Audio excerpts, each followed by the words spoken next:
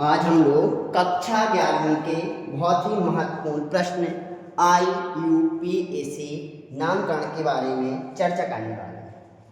अब चूंकि कल आपका एग्ज़ाम है 10 मार्च को, तो हम यहाँ पे कोशिश करेंगे कि आप जल्द से जल्द ऐसी चीज़ें सीख जाएं जिसके कारण आप एग्ज़ाम में आने वाले IUPAC नामकरण को आसानी से बना सकें। तो इस वीडियो में हम लोग केवल 3 टर्मिनोलॉजी पढ़ेंगे और 3 टर्मिनोलॉजी यदि आपसे आ गई तो ये मान लीजिए कि आपसे IUPAC नामकरण बन जाएगा। यहाँ पे IUPAC नाम जैसे कि आप जानते हैं इसका पूरा नाम क्या है, international union pure and applied chemistry, अर्थात एक ऐसी संस्था है जो क्या करता है अंतरराष्ट्रीय स्तर पर युवकों के जो नाम है उनका क्या करता है नामकरण करता है। जैसे समझने के लिए हम लोग मान लें, जैसे आपने जाना होगा कि हमारे पास जो होता है CH4, हम लोग इसे बायोगैस या मार्स गैस के नाम से भी जानते हैं, लेकिन जो इंटरनेशनल यूनियन द्वारा जो हमारे लिए IUPAC नामकरण दिया गया है इसको हम लोग क्या बोलते हैं, मेथड के नाम से जानते हैं। चलिए तो आज हम लोग समझते हैं किस प्रकार हम लोग कम समय में IUPAC नामकरण को समझ सकते हैं।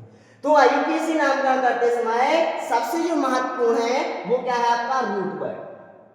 सबसे पहले आपको क्या समझना होगा कि रूट वर्ड क्या होते हैं। तो रूट वर्ड IUPAC नामकरण करते समय आप देखेंगे किसी कार्बन श्रृंखला में कितने कार्बन परमाणु हैं, उन कार्बन परमाणु की संख्या को हम किसके द्वारा प्रदर्शित करते हैं, रूट वर्ड के द्वारा प्रदर्शित करते हैं। यदि मान के चलिए हमारी कार्बन श्रृंखला में एक कार्बन है तो हम क्या बोलेंगे, मैथ। यदि 2 कार्बन है तो हम क्या बोलेंगे, एट। 3 कार्बन है तो क्या बोलेंगे, प्रो। और 4 है तो क्या बोलेंगे, ब्यू। और मान लीजिए कार्बन में 5 है, पेन। 6 है तो हेक्स, 7 है तो हेट, 8 है तो ऑक्ट, 9 है तो नॉन और 10 है तो डेथ। जैसे समझने के लिए हम लोग यहाँ पे समझ सकते हैं, जैसे हम यहाँ पे लिख दें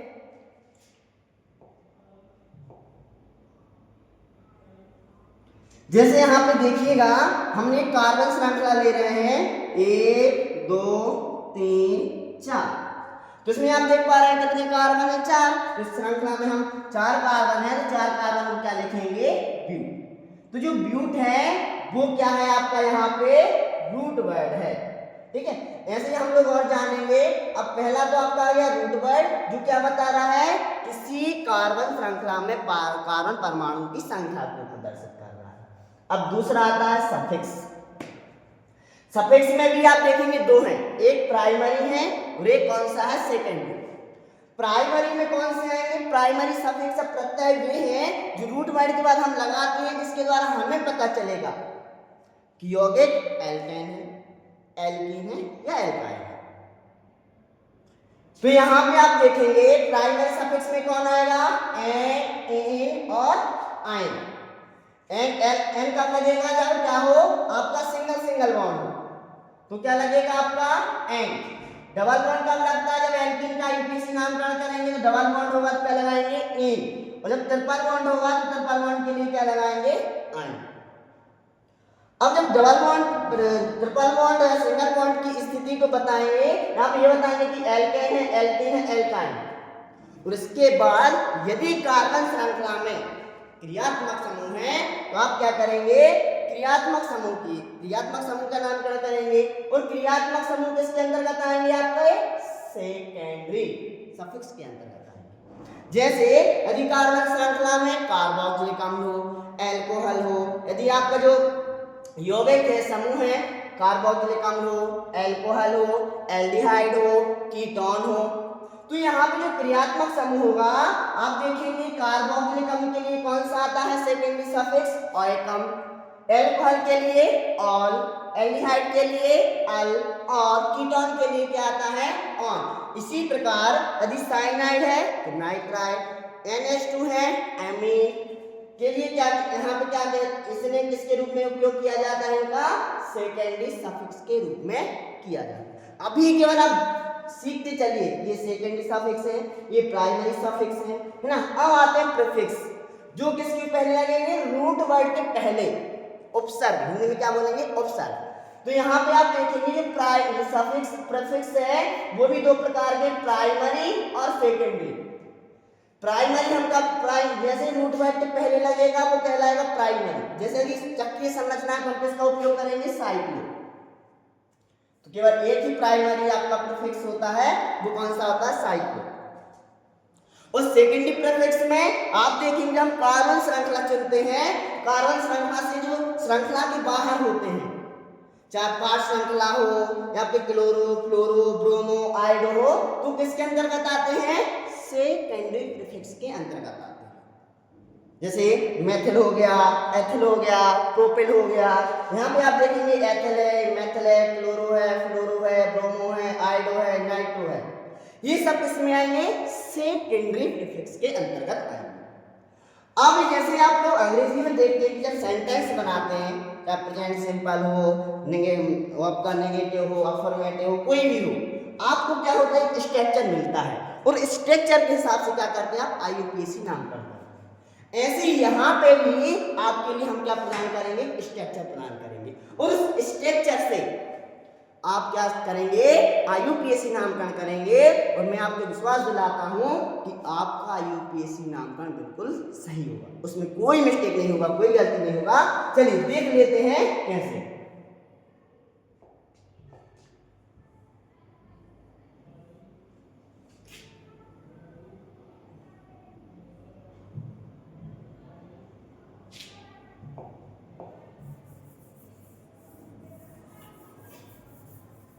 तो जो स्ट्रक्चर है, स्ट्रक्चर में देखिए सबसे पहले क्या आएगा आपका, सबसे पहले आएगा सेकेंडरी क्या प्रीफिक्स, फिर क्या आएगा प्राइमरी प्रीफिक्स, फिर क्या आएगा रूट वर्ड, फ्रूट वर्ड के बाद क्या आ जाएगा प्राइमरी सफिक्स, और लास्ट में क्या जाएगा सेकेंडरी सफिक्स। ये क्या हो गया, हमारा स्ट्रक्चर हो गया। इस स्ट्रक्चर के आधार पर यदि आप IUPAC नामकरण करेंगे तो आपके IUPAC नामकरण कभी गलत नहीं होंगे। तो आप यहाँ पे देखेंगे ये हमारा स्ट्रक्चर है, इस स्ट्रक्चर के आधार पर ही आपको क्या करना है, IUPAC नामकरण करना। अब यहाँ पे देखिएगा, हम यहाँ पे एक आपको कार्बन श्रृंखला दे रहे हैं, उस कार्बन श्रृंखला का क्या करेंगे हम लोग, IUPAC नामकरण करेंगे। किसके आधार पे, इस स्ट्रक्चर के आधार पर। चलिए CH3 CH2 CH2 CH3। अब इसमें देखिए कितने कार्बन है, 1 2 3 4, 4 कार्बन है। 4 कार्बन के लिए क्या बोलते हैं, ब्यूट। और आप देखेंगे डबल बॉन्ड, सिंगल बॉन्ड है, उसको लिए किसके लिए द्वारा करते हैं, प्राइमरी सफिक्स। प्राइमरी सफिक्स कहाँ आ जाएगा, रूट वर्ड के बाद, तो रूट वर्ड लिखा, अब आएगा प्राइमरी सफिक्स। और प्राइमरी सफिक्स में कौन कौन आ जाएगा, एन, इन और आइन। तो हमारे पास केवल सभी कार्बन संलग्न सिंगल सिंगल बॉन्ड है, तो क्या लगेगा एन, क्या IUPAC नाम हो जाएगा, ब्यूटेन। किसी कोई समस्या, बहुत ही आसान है। चलिए दूसरा उदाहरण लेंगे। हम सारी चीजें किसके द्वारा समझेंगे, उदाहरण के माध्यम से समझेंगे। अब जो दूसरा उदाहरण है, दूसरा उदाहरण देखिएगा, CH3 CH2 CH2 CH CH3 CH2 CH3। अब हमारे पास दूसरी कार्बन श्रृंखला।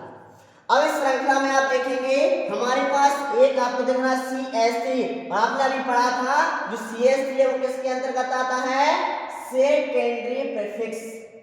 सबसे पहले हम क्या लिखते हैं, सेकेंडरी प्रीफिक्स। फिर क्या लिखेंगे, कार्बन श्रृंखला में उपस्थित कार्बन परमाणु की संख्या। तो पहला, हालांकि जो IUPAC के नामकरण का प्रथम नियम होता है, सबसे लंबी कार्बन श्रृंखला का चयन करना। फिर आप क्या करेंगे, फिर इस श्रृंखला का संख्यांकन करेंगे, तो उस ओर से संख्यांकन करेंगे जहां से प्रतिस्थापी के लिए क्या मिले, कम अंक मिले। तो देखिए यदि हम यहाँ से करेंगे तो 4 मिलेगा, और इस साइड से नामकरण करेंगे तो 3 मिलेगा। हम कहां से करेंगे, यहाँ से 1 2 3 4 5 6। अब जब आईयूपीएसी नामकरण करेंगे तो सबसे पहले क्या लिखना है, प्राइमरी प्रीफिक्स। और प्राइमरी प्रीफिक्स कौन है, मेथिल। कितने कार्बन पे है, तीसरे कार्बन पे, कहा जाएगा 3 मेथिल। किसी कोई समस्या तो नहीं। अब 3 मेथिल के बाद आप क्या लिखेंगे, प्राइमरी प्रीफिक्स, जो कि हमारा है नहीं क्योंकि प्राइमरी में एक ही है, साइक्लो, चक्रीय संरचना है, नहीं लगाएंगे। अब इसके बाद देखेंगे रूट वर्ड। रूट वर्ड क्या है, कार्बन श्रृंखला में कार्बन परमाणु की संख्या। आप देख पा रहे हैं कितने कार्बन है, 6 कार्बन क्या बोलते हैं, हेक्स। और सिंगल बॉन्ड है, क्या लगेगा आपका प्राइमरी सफिक्स, और सिंगल बॉन्ड की लगेगा एन, क्या नाम हो जाएगा, हेक्सेन। तो इस यौगिक का ये क्या हो जाएगा, आईयूपीएसी नाम। देखिए कितना सिंपल है, कितना आसान है। अब धीरे धीरे हम किस ओर बढ़ते जाएंगे, कठिन की ओर बढ़ते जाएंगे। बहुत ही आसान है, हम किस में ऐसे बढ़ते जाएंगे, कठिन की ओर। अब देखते हैं, आप इसमें आप डबल बॉन्ड भी शामिल कर देंगे और क्रियात्मक समूह भी क्या कर देंगे, शामिल कर देंगे। चलिए CH3 CH2 CH double bond CH CH2 COOH। अब एक हम इसमें प्रतिस्थापी भी लगा लेते हैं कहीं पर,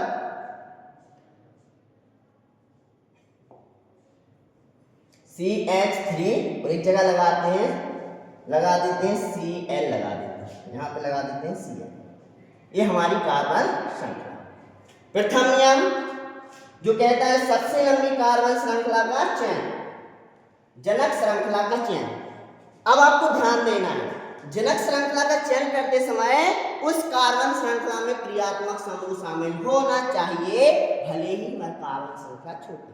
तो आप देखेंगे COH कार्बोक्सिलिक अम्ल है, ये हमारा क्या कहलाता है, क्रियात्मक समूह। तो यहां से हम लोग क्या करेंगे, सबसे लंबी कार्बन श्रृंखला का चयन करेंगे। अब दूसरा जो पॉइंट आता है, श्रृंखला का सांख्यांकन। पहला क्या था, जनक श्रृंखला का चयन, जनक श्रृंखला का चयन। दूसरा है क्या, सांख्यांकन, नंबरिंग। नंबरिंग कहां से करेंगे, जहां से क्रियात्मक समूह के लिए कम से कम अंक प्राप्त हो। तो यहां से आप देखेंगे नंबरिंग हम लोग करेंगे 1 2 3 4 5 6। अब अपन देखेंगे कि वही फॉर्मूला लगाएंगे जो हम लोगों ने देखा था। कौन सा फॉर्मूला, सबसे पहले हम लोग क्या लिखेंगे, सबसे पहले लिखेंगे सेकेंडरी प्रीफिक्स, फिर लिखेंगे प्राइमरी प्रीफिक्स, फिर रूट वर्ड, फिर प्राइमरी सफिक्स, फिर सेकेंडरी सफिक्स। तो सबसे पहले आपने क्या लिखा, सेकेंडरी प्रीफिक्स, और सेकेंडरी प्रीफिक्स में कौन हमारे, मेथिल है। कौन है, मेथिल। तो यहाँ पे हम देखेंगे सबसे पहले हम इन्हीं को लिख देंगे, और इनकी प्रेजेंस कहाँ पर है, दूसरे पर और पांचवें पर। क्या आ जाएगा, आप देखेंगे इसका आईयूपीएसी नामकरण आप जब करेंगे तो आ जाएगा 2 4 2 हो गए। 2 के लिए क्या उपयोग करते हैं, डाई, और कौन है, मेथिल, डाई मेथिल। कोई समस्या तो नहीं, 2 4 डाई मेथिल। अब देखिए, अब हमें किसका उपयोग करना है, अभी हम केवल सेकेंडरी प्रीफिक्स लगाए हैं। अब किसका उपयोग करना है, प्राइमरी प्रीफिक्स है नहीं। अब किसका उपयोग करेंगे, रूट वर्ड। रूट वर्ड में देखेंगे कितने कार्बन है, 6 को क्या बोलेंगे, हेक्स। अब यहाँ पे एन नहीं लगाएंगे क्योंकि हमारी कार्बन श्रृंखला में क्या है, डबल बॉन्ड। और डबल बॉन्ड किस कार्बन पे, 1 2 3, तीसरे कार्बन पे है। तो तीसरे का हेक्स 3, तीसरे कार्बन क्या है, डबल बॉन्ड, क्या बोलेंगे 3 ये क्या हो जाएगा, प्राइमरी सफिक्स। अब किसका उपयोग करेंगे, अब हम लास्ट में क्या लिखेंगे, सेकेंडरी सफिक्स। और सेकेंडरी सफिक्स क्या बताता है, क्रियात्मक समूह। और क्रियात्मक समूह किस कार्बन पे है, पहले कार्बन पे। कौन है, कार्बोक्सिलिक अम्ल। जब एक क्रियात्मक समूह के रूप में रहता है तो क्या उपयोग करते हैं, ओइक एसिड। क्या जाएगा, 1 ओइक अम्ल। कोई समस्या तो नहीं, चलिए। तो हो गया इसका आईयूपीएसी नामकरण। अब हम लोग अगला आईयूपीएसी नामकरण सीखेंगे, जिसमें क्या सीखेंगे, जब एक से अधिक क्रियात्मक समूह हो। जब एक से अधिक क्रियात्मक समूह हो तब आईयूपीएसी नामकरण कैसे करेंगे। वहां पे आपको याद होगा, हम लोग ऑफलाइन क्लास में आईयूपीएसी नामकरण पढ़ चुके हैं। वहां पे आपको याद होगा कि हम लोग क्या देखते हैं, तो फ्रेंड्स लिस्ट देखते हैं। कौन सबसे पहले, फिर उसके बाद में कौन, फिर उसके बाद में कौन। तो जो पहले आता है वो मुख्य क्रियात्मक समूह, और जो बाद में आता है क्रियात्मक समूह, उसको हम किसकी तरह बिहेव करते हैं, प्रतिस्थापी की तरह बिहेव करते हैं, अर्थात सेकेंडरी प्रीफिक्स की तरह काम करते हैं, उसको ले लीजिए। चलिए अगला उदाहरण देख लेते हैं।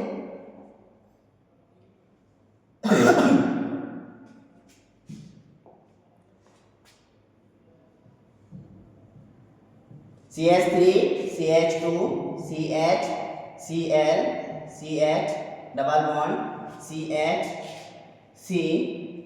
अब यहाँ पे हम लोग कोई एक और ले लेते हैं क्रियात्मक समूह OH CH COOH। अब ये हमने क्या ले लिया है, आपका नया यौगिक, जिसमें आपकी अधिकांश चीजें क्या हो जाएंगी, क्लियर।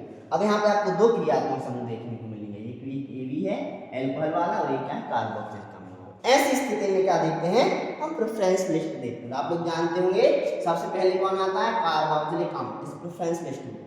फिर कौन आता है आपका सल्फोनिक अम्ल, फिर ऐसे एस्टर कार्बोनिल अम्ल, है ना, इतना अपन डिटेल से नहीं पढ़ेंगे।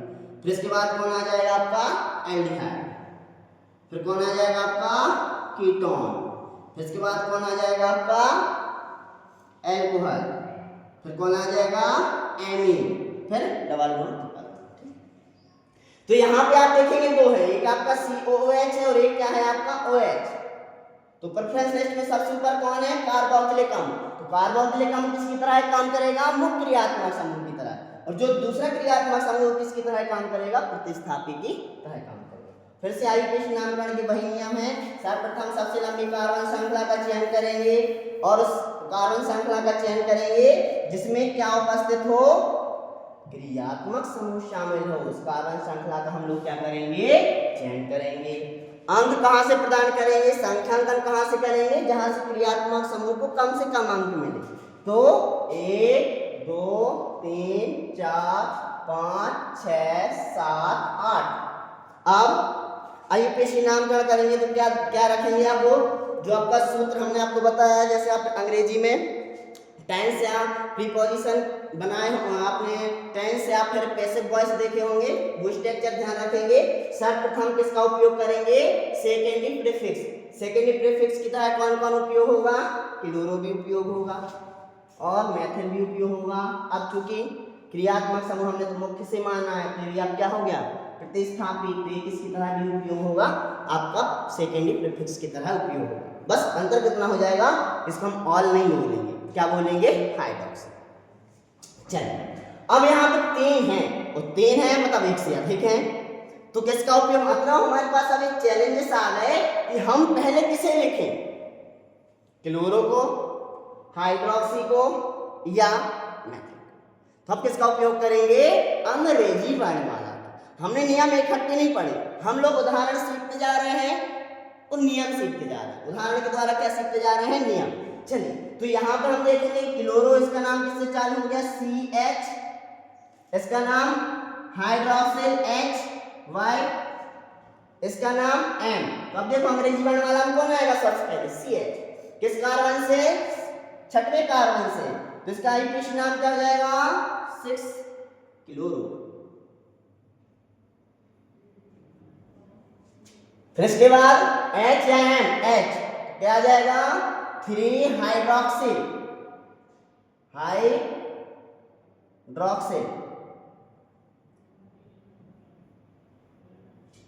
फिर इसके बाद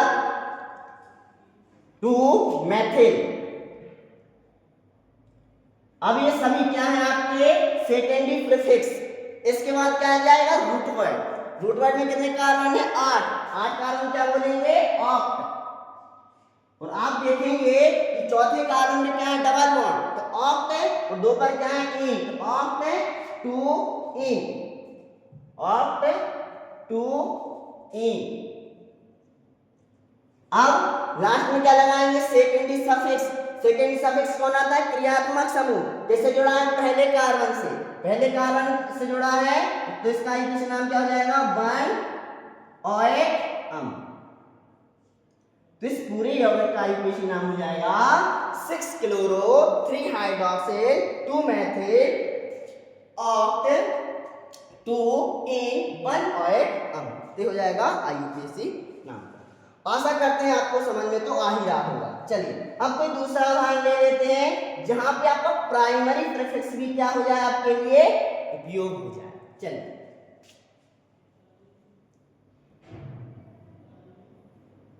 चलिए एक चक्रीय संरचना, क्योंकि जब चक्रीय संरचना रहेगी तो हम क्या बोलेंगे, उसमें साइक्लो का उपयोग कर पाएंगे। थोड़ा सा टफ बनाने के लिए यहाँ पे हम CH3 जोड़ देते हैं, यहाँ पे क्या जोड़ देते हैं, OH जोड़ देते हैं, ताकि अधिकांश चीजें क्या हो जाए, इसमें आपको मिल जाए। तो वही आपको देखना है, आपको श्रृंखला का चयन करना है या नंबरिंग श्रृंखला क्या ही चयन करना है, 3 कार्बन वाली चयन करेंगे। अब इसमें आप देखेंगे नंबरिंग कहां से करेंगे, जहां से क्या हो, क्रियात्मक समूह के लिए कम अंक मिले। क्रियात्मक समूह कौन है, OH। गिनती यहां से चालू करेंगे, 1 2 3, ये हो गया हमारा श्रृंखला भी चल गई, हमें तो 3 कार्बन वाली श्रृंखला मिल गई। अब संख्यांकन वहां से कर दिया जहां से क्रियात्मक समूह को कम अंक मिले। अब क्या देखना है आपको कि हमें फिर से क्या उपयोग करना है, फॉर्मूला उपयोग करना है। पहले क्या जाएगा, सेकेंडरी प्रीफिक्स। सेकेंडरी प्रीफिक्स में कौन है आपका, मेथिल। क्या जाएगा, तीसरे कार्बन से तो 3 मेथिल। अब प्राइमरी प्रीफिक्स क्या है, चक्रीय संरचना है तो क्या जाएगा, साइक्लो। आगे अब किसका रूट वर्ड, कार्बन श्रृंखला में कितने कार्बन है, 3, क्या बोलेंगे, प्रोप। पहले कार्बन पे डबल बॉन्ड है तो क्या बोलेंगे, प्रोप 1 इन। और पहले पे क्या है, क्रियात्मक समूह, सेकेंडरी सफिक्स, क्या जाएगा, 1 ऑल। या एक साथ आप बोल सकते थे 3 मेथिल साइक्लो प्रोपीन 1 ऑल। ये भी क्या हो जाएगा, उसका IUPAC नामकरण। किसी कोई समस्या तो नहीं, यदि समस्या हो तो एक उदाहरण और देख लेते हैं ताकि आपकी सारी समस्याएं क्या हो जाए, समाप्त हो जाए।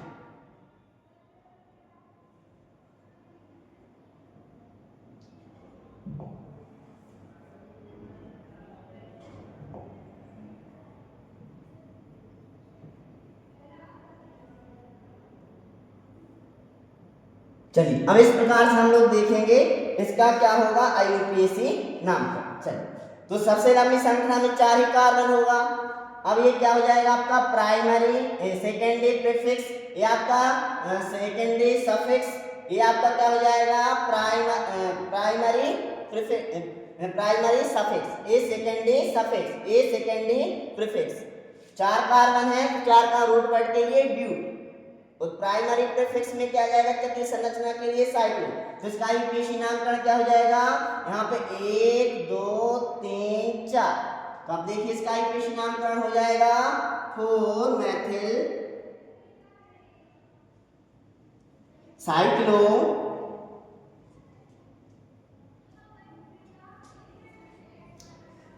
साइक्लोब्यूट।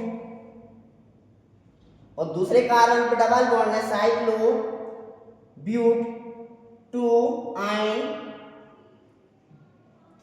1 ऑल। इसका क्या हो जाएगा, IUPAC नामकरण। आशा करते हैं आपको सिंपल IUPAC नामकरण तो बन जाएगा। अब आप पेपर के टाइम पे इतना ही सीख ले तो इतना बहुत है। हालांकि थ्योरी क्लास में तो जो आपकी ऑफलाइन क्लास है उसमें तो हमने पूरा विस्तार से पढ़ा है। एक क्रियात्मक समूह है, 2 क्रियात्मक समूह है, एल्केन का, एल्केन का, एल्काइन का, चक्रीय यौगिकों का, चक्रीय यौगिकों में भी एरोमेटिक यौगिकों का भी क्या पढ़ा हमने, IUPAC नामकरण पढ़ा। चलिए तो आज के लिए इतना ही रहने देते हैं। आशा करते हैं आपको समझ में आया होगा। धन्यवाद।